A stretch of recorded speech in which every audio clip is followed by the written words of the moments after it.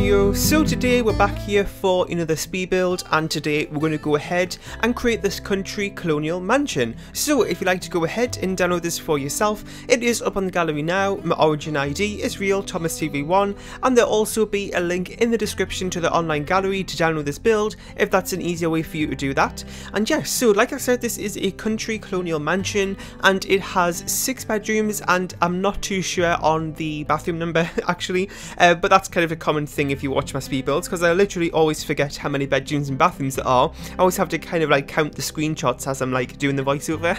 But if you go to the gallery, it will tell you the correct amount there of bedrooms and bathrooms. So the reason, just if you're thinking I'm just really forgetful, well, I kind of am, but also because I did this like a week ago, I'm always like a week ahead of my schedule. So when it comes a week later to do the voiceover, I've kind of forgotten most about the build. So I kind of have to refresh my memory as the kind of speed build goes on. And yeah, so you can kind of see how we're starting off with a different sort of colour scheme. So we're starting off here with kind of black, so like black trims, black windows and all that sort of stuff. And I kind of did all that, and afterwards I was kind of thinking it looks a little bit too gothic, I thought. So I then went ahead and changed it to how you saw it in the thumbnail with all like the white trims and stuff. But the reason I did it in black was just to try it, just to do something a little bit different, because I don't always use black windows and, you know, black trims and all that sort of stuff. So that's what I started off with, just to see what it'd be like. But then I kind of thought that, you know, like I was saying, it is a little bit gothic, but also because of that, it doesn't really fit in Brilliant Bay that well, so I did go ahead and change it into a more lighter colour scheme. Now, I wanted to leave that in because I know how I always say that I'm one of those builders that the first thing I choose is normally what I go with. Not out of laziness and stuff, but just through building so much, I kind of know what I like to use and what I think will work and stuff. So I'm not really one of those people that cycles through colour swatches for like 10 minutes and stuff. So this was kind of just one of those times where, you know, that doesn't always happen, and sometimes I do struggle a little bit with deciding on something. So I left this in to kind of show my thought process a little bit more with that. And yeah, so we're just going around now doing the train paint. Now, I did have the glitch, I know a lot of people are having it at the minute, where the train paint keeps disappearing. Now, I know it only happens once, I've noticed, so I did this one day. I can't remember which date it was that I started it, but I did it like one day, let me just check, the 7th of March, and then I came back on the 8th of March and all the train paint had gone. Now, I did do it again over another couple of days, so I came back another couple of days later and the train paint was there. So I noticed it only disappears once. So what I heard somebody that they do is that once they know that they're going to be coming back to the build the next day, or they're going to just be closing their games and coming back to it at a certain point, it's always best to save the lot to your library, which I didn't do for this, and I wish I did. So then when you kind of, if it disappears, then you can just, you know, place the lot down again and all the train paint's there. So if that happens to you, then maybe that'll be a workaround until we get the actual glitch fixed. Now, I haven't seen any of the gurus talk about it or anything. I've just heard people talk about it in their speed build videos, so I'm hoping that they do know about that. Because it is very annoying, especially when you kind of been working on the train paint for a while, you know, if it's very intricate and something like that. Luckily, it wasn't too intricate today, so I wasn't too bothered, but, you know, it is still frustrating, even if it is, you know, just a simple edit of train paint. And yeah, so we're just working on one of the bedrooms here. Again, if you're new to my channel, then basically I do all my things in random orders. So as you saw there, we haven't even basically done any of the exterior in terms of the furniture, the outdoor stuff, and most of the landscaping. Now we're on the interior already. Now we're going to go back to the exterior, but I just do that to keep things a little bit more interesting in the speed build videos, because what I notice is, especially mansions, when there's like 6 or 7 bedrooms, I always do those last. And then, so in the speed build footage, after a while, all you're going to see for the rest of the video is bedrooms. So the reason I kind of switch it up is just to keep it more interesting. And also I record it in that order as well, so it's not like, you know, I've done it in my normal order, then just rearranged it in when, like, I'm editing the video. I actually record it in that order as well, so, you know, it keeps it a little bit more interesting for me as I'm actually building it, the build itself. I'm also going to try and slow myself down as I do this voiceover, because I know that I talk very fast, and it's something that I used to do a lot of the time, like way back in the day when I first started my channel. That sounds like it was years and years ago, it wasn't that long ago. But, you know, I'd always talk fast. It's just something that I've always done. But you know, a lot of people in the speed build videos and stuff, when they're listening to it in the comments, will always talk about how fast I talk. And I did actually just get a comment like a few hours ago about that, so I was like, you know what, I'm about to do a voiceover, so let's try if I can actually see and slow myself down, because it is just really hard when it's just a natural thing to talk fast. So I'm going to try and be more aware of it, because what I actually started doing was, in front of my desk, like above my screen, I would literally put a post-it note with a black Sharpie and just write on slow down because it's like literally right in front of my monitor, so I will see it. And that, you know, it's as stupid as it sounds, it actually worked. So maybe if you talk fast in your voiceovers, then that's maybe something you could try, because that seemed to work quite well for me. So I don't have it at the minute, but I'm going to try and slow myself down. I don't really know like where it comes from or why I do it, and I know how annoying it can be. Now, I actually, you know, when I listen to people's videos as well, I don't mind when they talk fast. Sometimes what I even do is, and I think it was Miss Griffey who said this a little while ago, is when you're like watching videos and you kind of like speed it up, because you know in the settings menu on a video we can speed it up like, you know, 1.5 times, 2 times and stuff, and I always have the videos that I watch going very fast as well. So I think that's just because I talk fast, and so it's easier to like listen to people when they're talking fast as well, I suppose.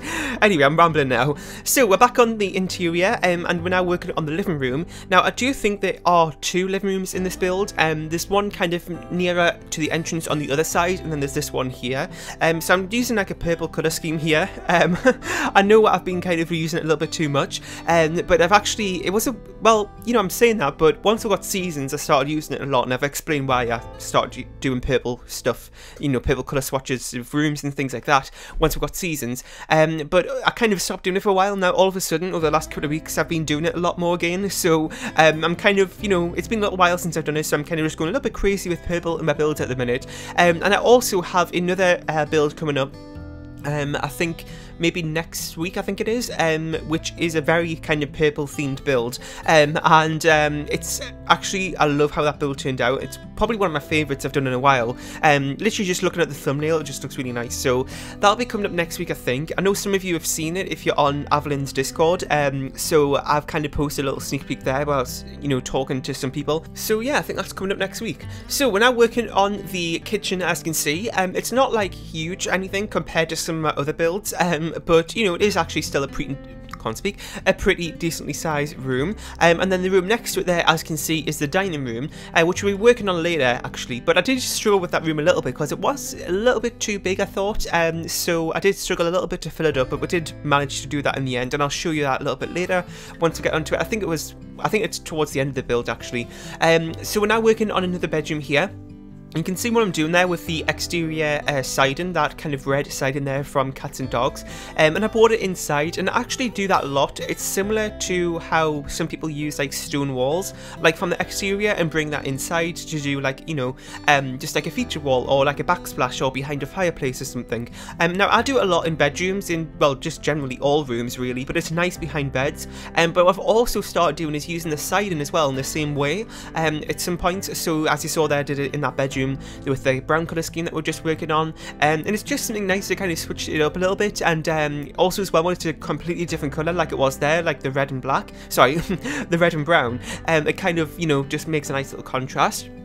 So this room right here is the garage that is separate to the house. Now the garage is a little bit interesting today, as you can see it's on a diagonal, and that was kind of the main thing that was kind of, I started off this build with, because I actually saw a picture on Pinterest, I think it was, of this house where the garage was kind of on an angle compared to the rest of the house, and I thought it was really interesting, and I've actually done that before. I did it a couple of months ago, like back in early November I think it was. I can't remember what the house was called though.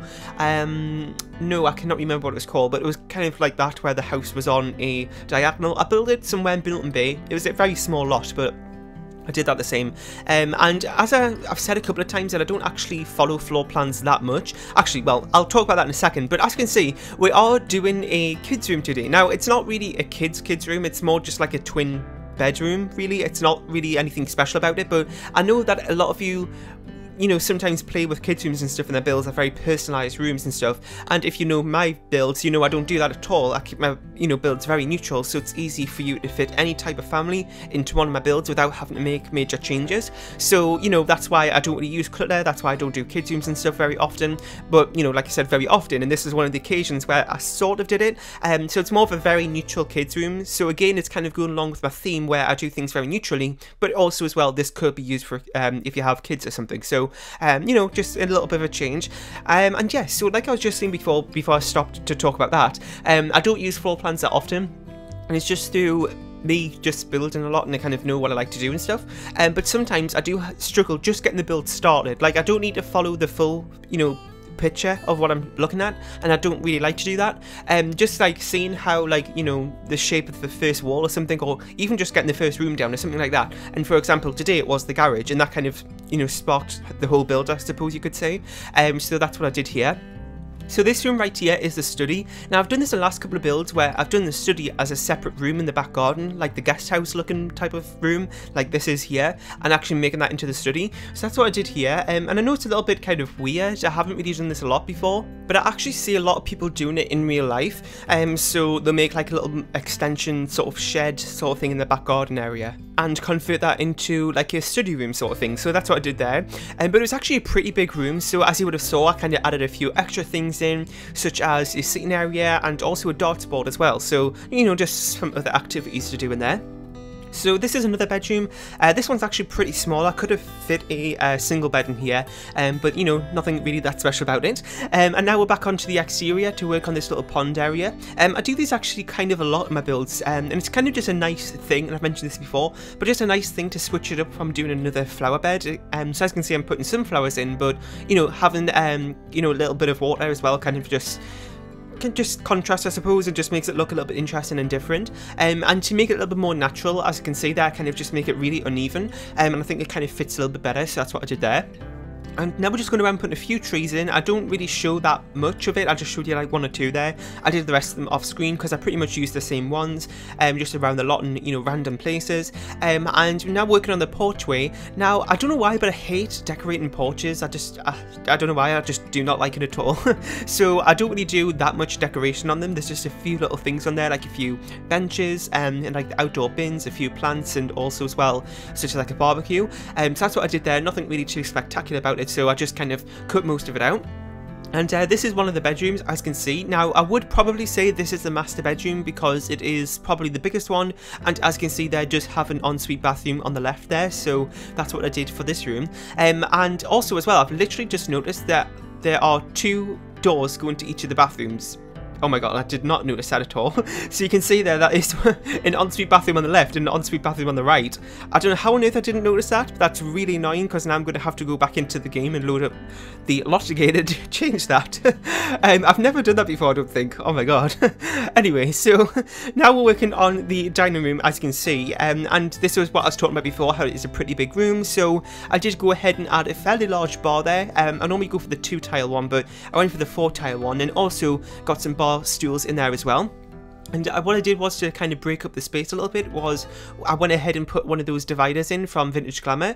I don't know if those kind of fit that well considering the style of it, but it works, you know, a little bit okay. Like, well, it doesn't really matter, to be honest.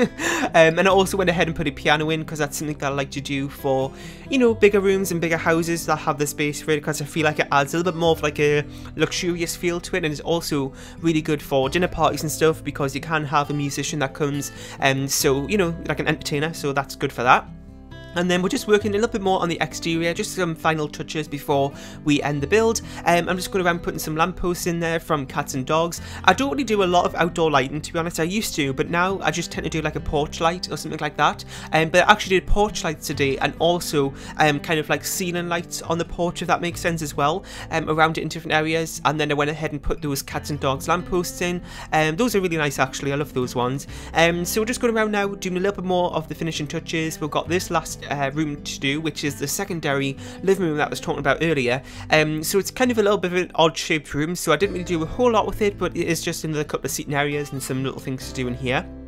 And yeah, so I think I'm going to go ahead and wrap this voiceover up here and leave you with the screenshots. I really hope you enjoyed. In the comment section down below, let me know about what you thought of this build. If you have any more suggestions for builds or mansions or anything else you want to see next, that'd be really helpful to hear. Leave a like, share and subscribe if you haven't, and you can go ahead and download this from the Sims 4 gallery. My origin ID is RealThomasDV1, and I'll see you all next time. Bye!